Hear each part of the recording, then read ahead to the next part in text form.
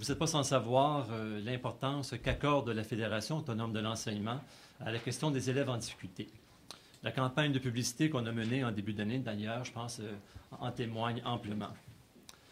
Je crois important de rappeler ici, d'entrée de jeu, que notre fédération n'est pas contre l'intégration, mais ce qui pose problème, selon nous, c'est le dogme d'inclusion en classe ordinaire et de ses impacts sur les élèves, mais aussi sur les enseignantes et les enseignants. Quand on parle d'impact, ce qu'on constate, c'est que les enseignantes et les enseignants sont à bout de souffle et que les élèves en difficulté en arrachent. Et il est urgent d'agir. Et on n'est pas les seuls à penser ça, ce qui explique d'ailleurs la présence de d'autres groupes ce matin. On a mené par ailleurs différents sondages au cours des dernières années. Des sondages qui nous donnent toujours la même ligne. Les parents, la population en général, sont dans de très fortes proportions d'accord pour qu'on investisse davantage en éducation pour répondre aux besoins des élèves et du personnel enseignant. Et ce, peu importe le contexte budgétaire. Il y a un fort consensus social également pour qu'on donne plus de services aux élèves ou encore qu'on facilite l'accès aux classes spécialisées.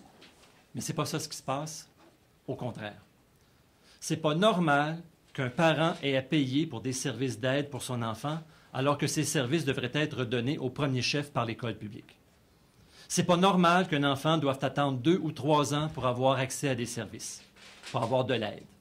C'est pas normal qu'on demande aux profs de tout faire. C'est pas normal non plus qu'on demande aux élèves et aux profs d'assumer seuls les coûts associés à l'inclusion scolaire. Un des messages qu'on souhaite livrer aujourd'hui, c'est que l'aide aux élèves en difficulté, ça ne concerne pas juste les profs, ça ne concerne pas juste les parents d'enfants en difficulté. Ça concerne tous les parents du Québec. Et ça devrait aussi interpeller toute la population du Québec, toute personne qui se préoccupe d'éducation.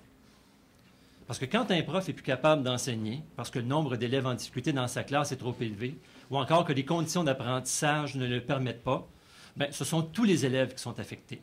Ce sont tous les élèves qui y perdent. Alors, après 10 ans d'application d'une politique d'inclusion bancale, là, on dit ça suffit, ça ne peut plus durer. La Fédération autonome de l'enseignement se joint aujourd'hui à d'autres groupes, à d'autres personnes, pour lancer un appel public à toute la population en vue de soutenir nos actions et faire pression sur le gouvernement du Québec pour qu'il reconnaisse que la classe ordinaire ne peut plus inclure tous les types d'élèves ni offrir tous les services.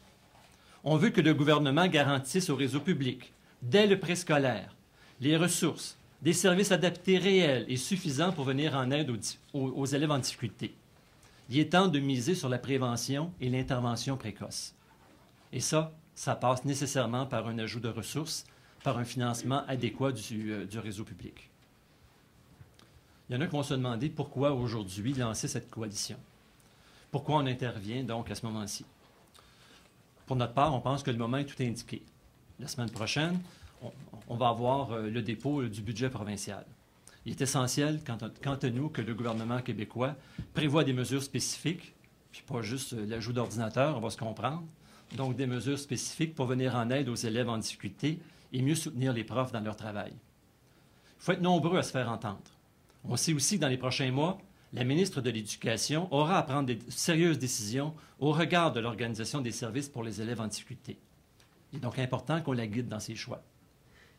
Par notre appel, on veut faire comprendre autant à la population qu'au gouvernement que l'intégration des élèves en difficulté, ça ne peut pas reposer seulement sur les épaules des enseignantes et des enseignants. Mais la lutte non plus par rapport à l'intégration et l'obtention de services, ça ne peut pas non plus être mené seulement par les enseignantes et les enseignants. L'éducation, l'avenir de l'école publique, ça concerne tout le monde au Québec et ça devrait faire en sorte que tout le monde s'en mêle. Et on invite toute la population à se joindre à nous et à joindre les rangs de la coalition en s'inscrivant sur le site qui est mis en ligne à partir d'aujourd'hui, donc pouruneintégrationréussie.org. C'est un petit geste, mais qui peut avoir d'énormes conséquences, d'énormes retombées au plan politique.